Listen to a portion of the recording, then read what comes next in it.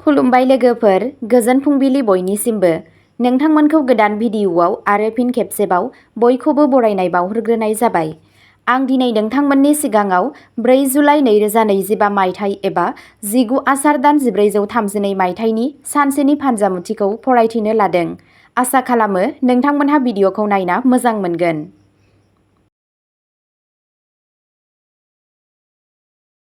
मेष राशि। बे समफारिया गलाय-गथाय गोहोम होयो।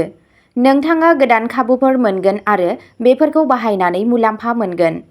आथिखालाव जिउ राहायारि आरो राङारि मुलाम्फाया जाथावना। बबेखानि नखरारि जिउआव हेंथा आरो सम्पथिनि बाथ्राफोरखौ लानानै नांलायनाया नोंथांखौ अरायसम नारसिनबाय थागोन। नोंथाङा गावनि सावस्रिखौ बांसिन जोथोन लानांगौ जानो हागौ। नोंथाङा नोंथांनि मेगन एबा खोमायाव गोहोम खोख्लैनाय माखासे फिसा-फिसौ बेरामफोरजों भुगिनांनो हागौ। नोंथांनि दिनैनि खाफालगोनां दिगआ जादों खोला-सोनाब, खाफालगोनां अनजिमाया जादों 5 आरो खाफालगोनां गाबआ जादों हाथफ्ला गाब। वृषभ राशि। दिनैनि साना नोंथांनि थाखाय गोबां गोदान बुब्लिफोर लाबोदों। नोंथाङा नोंथांनि जिउ राहानि सोमोन्दै माखासे मोजां खौरां मोननो हागौ। नोंनि सोरगिदिं थानाय आबहावाया गोजोनथाव थागोन। नोंथाङा बयनिफ्रायबो मदद मोनगोन। नोंथाङा नोंथांनि आंगोनिफ्राय मोनसे हास्थायनाय अनथोब मोननो हागौ। आयेनारि आयदाफोरा नोंथांनि फारसे जागोन। नोंथाङा मोनफ्रोम जाथावना लामाजों लोगोफोरनिफ्राय मदद मोनगोन। नोंथांनि सावस्रिया मोजां जागोन। फरायसाफोरा फरायनायनि फारसे गोदान गोहो मोनगोन। देवी लक्ष्मीनो गोजा बिबार बाव आरो बेयो नोंथांनि न'नि जौगानायखौ बांहोगोन। नोंथांनि दिनैनि खाफालगोनां दिगआ जादों सानजा, खाफालगोनां अनजिमाया जादों 9 आरो खाफालगोनां गाबआ जादों गोजा गाब। मिथुन राशि। दिनै नोंथाङा सोलोंथायारि बिथिङाव जायखिजाया मावथांखिखौ फोजोबनायाव बांसिन गोसो होनो गोनां जानो हागौ। फालांगियाव जौगागोन। मावख'आव बेथन बांनो हागौ। मासि जौगानायनि खाबुफोरबो थानो हागौ। नोंथांनि गावारि जिउआव रावखौबो सोंखारिनायनिफ्राय गोजानाव था, मानोना बेबादि खालामनाया सोमोन्दोआव बेरेखाखौ बांहोगोन आरो नोंथांनि गोरोन्थिफोरखौ दिन्थिगोन। जुदि नोंथांहा बाहागोआरि एबा सोमोन्दोनि सायाव माबाफोर जिंगा दं, अब्ला बेफोरनि मोनसे राहा नागिरनो हागौ। नोंथांनि दिनैनि खाफालगोनां दिगआ जादों सानजा, खाफालगोनां अनजिमाया जादों 3 आरो खाफालगोनां गाबआ जादों गोमो गाब। कर्क राशि। दिनै नोंथाङा गोबां मुलाम्फा मोननो हागौ, नाथाय जुदि नोंथाङा राङारि मुलाम्फा मोननो थाखाय गोरलै राहा नागिरदों, अब्ला नोंथाङा गाज्रि सोलायनायफोरखौल' हांख्रायहरदों। नोंथाङा फालांगियारि हाबाफारिफोरनिफ्राय मोजां मुलाम्फा मोननो हायो। रांखान्थियारि आयदाफोराव नोंथाङा सांग्रां जानांगौ।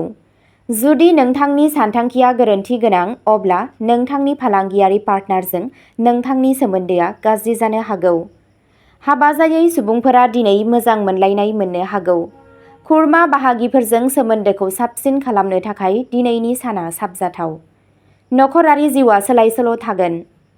नोंथांनि दिनैनि खाफालगोनां दिगआ जादों सानजा, खाफालगोनां अनजिमाया जादों 7 आरो खाफालगोनां गाबआ जादों रेजें गोमो गाब। सिंह राशि। दिनै नोंथाङा माबा मोनसे खामानियाव मुखुब जानो हागौ। माखासे आयदाफोरनि थाखाय खाथि सोमोन्दोआव एसे आंगो जानो हागौ। नोंथाङा बयजोंबो मोजां मोननाय आखु लाखिनांगौ। फारसेयारि मोजां मोनलायनायाव नोंथाङा माखासे जेंनाफोरजों मोगा-मोगि जानो हागौ। जायखिजाया आगान लानाय समाव सांग्रां जा। गथ'फोरा गावसोरनि मावथांखिफोरनि थाखाय गावसोरनि बिमा-बिफानिफ्राय मदद मोननो हागौ। फालांगियारि रां थिसननायनि थाखाय मोनसे साबसिन आसा दं। रां थिसननायनिफ्राय गोबां मुलाम्फा जानो हागौ। मासे गोसोम मोसौनो रुटि दौ आरो नोंथांनि नाजानाया जाफुंसारगोन। नोंथांनि दिनैनि खाफालगोनां दिगआ जादों खोला, खाफालगोनां अनजिमाया जादों 6 आरो खाफालगोनां गाबआ जादों गोथां गाब। कन्या राशि। दिनै खाफालआ नोंथांनि फारसे, बेनिखायनो नोंथाङा देरहानायनि मोनसे मोजां खाबु मोनगोन। नोंथाङा गोदान रिजोल्युशन्स थि खालामनो हागौ। नोंथांनि गासैबो खाबुफोरा थार फोरमान जानो हागौ। नोंथांनि नांलायनायफोरा खम जानो हागौ। नोंथाङा गोबां आंगोखौ लोगो मोनगोन। नोंथाङा बिमा-बिफानि खुसिफोरखौ मोनदांगोन। नोंथाङा नोंथांनि बिफाजों सम हगारगोन आरो गोनांथार आयदाफोरनि सायाव सावरायगोन। बे समा नोंथांनि थाखाय मोजां जानो हागौ। थासारिया नोंथांखौ नोंथांनि नोजोराव गोख्रों थानो मिजिंथिनो हागौ। नोंथांनि दिनैनि खाफालगोनां दिगा जादों खोला-सानजा, खाफालगोनां अनजिमाया जादों 1 आरो खाफालगोनां गाबा जादों गोजा गाब। तुला राशि, खामानिनि जायगायाव मोजां आरो हेफाजाबारि जौगाथाय जागोन। नोंथाङा मुलाम्फानि थाखाय गोसो गुदुं। गोबाव समनिफ्रायनो थाबथानानै थानाय हास्थायनाय खामानिया आबुं जागोन। जुदि नोंथाङा गुबुन हादोराव थांनो लुबैयो अब्ला नोंथाङा नोंथांनि नाजानायखौ दावगाहोगोन। आनजादनि फिथाइया नोंथांनि फारसे जागोन। नखरारि सोमोन्दोआ गोजोनथाव थागोन आरो नखराव सोरबा सासेनि थाखाय जौगानाय एबा जौगानायनि नेरसोनफोर दं। मोनसे धोरोमारि थावनियाव थांनाया नोंथांनि गोसोआरि गोजोन लाबोगोन। गथ'फोरा नोंथांखौ गोग्गागोन। नोंथांनि दिनैनि खाफालगोनां दिगा जादों खोला, खाफालगोनां अनजिमाया जादों 9 आरो खाफालगोनां गाबा जादों गोसोम गोजा। वृश्चिक राशि, दिनै नोंथांनि साना सरासनस्रानिख्रुइ साबसिन जानो हागौ। नोंथाङा सुबुंफोरनि बाथ्राफोरखौ मोजाङै बुजिनो नाजागोन। नोंथाङा नोंथांनि खामानिनि महर मुस्रिखौ सोलायनो हागौ। नोंथाङा नोंथांनि बिदानि मदद मोनगोन। दिनै नोंथाङा माबा मोनसे खामानिनि थाखाय गावनि जिउ लोगोरिनिफ्रायबो बोसोन लानो हागौ। गथ'फोरनि सायाव नाजानाया मोजां फिथाय होगोन। बे नेरसोननि फालांगियारिफोरा मुलाम्फा मोनगोन। नोंथाङा बेलासियाव मोनसे पार्टियाव थांनो हागौ। थानसालियाव जाग्रा आदार दान हो आरो नोंनि सावस्रिया मोजां थागोन। नोंथांनि दिनैनि खाफालगोनां दिगा जादों सोनाब, खाफालगोनां अनजिमाया जादों 5 आरो खाफालगोनां गाबा जादों रेजें गोजा गाब।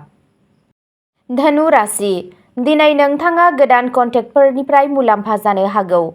नोंथांनि उदां सानस्रिफोरखौ फोरमाय, नाथाय नोंथांनि गारांखौ गाहायाव लाखि। मानसिफोरनो होनाय गोजाम दाहारफोरखौ हरफिननो हागौ एबा नोंथाङा मोनसे गोदान मावथांखियाव रां थिसननो थाखाय रां आर्जिनो हागौ। बिमा-बिफा आरो गथ'फोरा गावजों गाव गोनांथार अननाय आरो दुंब्रुद दिन्थिगोन। नोंथाङा नोंथांनि जिउ लोगोरिजों सम हगारगोन, जाय रंजाथाव जागोन। नोंथांनि गोसो बोनो हानाय आरो सम्बुकारि नोजोरआ गोदान लोगोफोरखौ गोसो बोनो हागौ। नोंथांनि दिनैनि खाफालगोनां दिगा जादों खोला, खाफालगोनां अनजिमाया जादों 8 आरो खाफालगोनां गाबा जादों चन्दननि गाब। मकर राशि, दिनै सैथोथिजों मावनाय हाबाया उफ्रा मुलाम्फा होगोन। नोंथांनि गावारि जिउखौ नोंथांनि फालांगियारि मुलाम्फायाव हेंथा होनो नाङा। गोदान फालांगिनि खाबुफोरा खैफोद गैयाजासे फैनाय नङा। माखासे आयेनारि राहायाबो लोब्बा थानो हागौ। नखरारि सोमोन्दोआ नोंनि सिंनि गोहो जागोन, जाय जायखिजाया गोब्राब समाव नोंथांनि गियान आरो जोथोन मोन्नैखौबो मदद होगोन। नोंसोरनि माखासेनि थाखाय मोजां मोननाया दिनै नोंथांनि दरजायाव सौहैनो हागौ। सावस्रिया मोजां जागोन। नोंथांनि दिनैनि खाफालगोनां दिगा जादों सा, खाफालगोनां अनजिमाया जादों 4 आरो खाफालगोनां गाबा जादों गोमो गाब। कुम्भ राशि, दिनैनि साना नोंथांनि थाखाय माखासे मोजां बुब्लिफोर लाबोदों। नोंथाङा नोंथांनि गोब्राब नाजानाय आरो गोहोनि गेजेरजों जाफुंसार जानो हागोन। नोंथांनि गासैबो हाबाफोरा नोंथांनि गोसो बायदि आबुं जागोन। न'आव बयजोंबो सोमोन्दोआ गोख्रों जागोन। नोंथाङा बिसोरखौ खुसि खालामनो थाखाय नखरनि सासे सोद्रोमाखौ सोमोनांहोनो हागौ। नोंथांनि लोगोफोरा नोंथांखौ न'आव लोगो हमनो फैनो हागौ। नोंथाङा मोनसे गोदान फालांगिनि थाखाय मोनसे मिटिं थि खालामनो हायो। जथुमनिफ्राय थासारिफोरा मोजां जागोन। मासे मोसौनो रुटि हो आरो नोंथाङा रांखान्थियारि मुलाम्फा मोनगोन।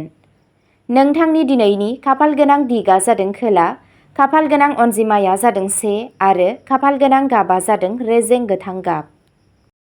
मीन राशि, दिनै नोंथाङा माखासे शपिं अफार एबा लटारि बायनायजों सोमोन्दो गोनां खैफोद लानो हागौ। नोंथाङा माखासे मख'जाथाव जेंनाफोरजोंबो मोगा-मोगि जानो हागौ। नोंथाङा नोंथांनि गोहोफोरनि सायाव गोसो होनांगोन। नोंथाङा गावनि जिउ लोगोरिजों गुन गोनां सम हगारनो हायो। गोजाम सिनायथिफोरखौ लोगो हमनो आरो गोजाम सोमोन्दोफोरखौ थाजिम खालामनो थाखाय बेयो मोनसे मोजां सान। नखराव रंजानाय आरो रंजानायनि आबहावा थागोन। नोंथाङा हरखाबै सोरबा खाथि सुबुंनि सोमोन्दै माखासे खौरां मोननो हागौ। नोंथांनि दिनैनि खाफालगोनां दिगा जादों सानजा, खाफालगोनां अनजिमाया जादों 7 आरो खाफालगोनां गाबा जादों गोथां गाब। अब्ला दिनैनि भिडिअ'आ एसेनोसै।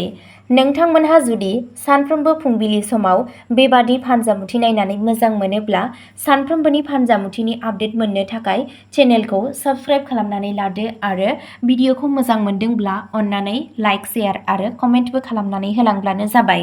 गोजोन्थों।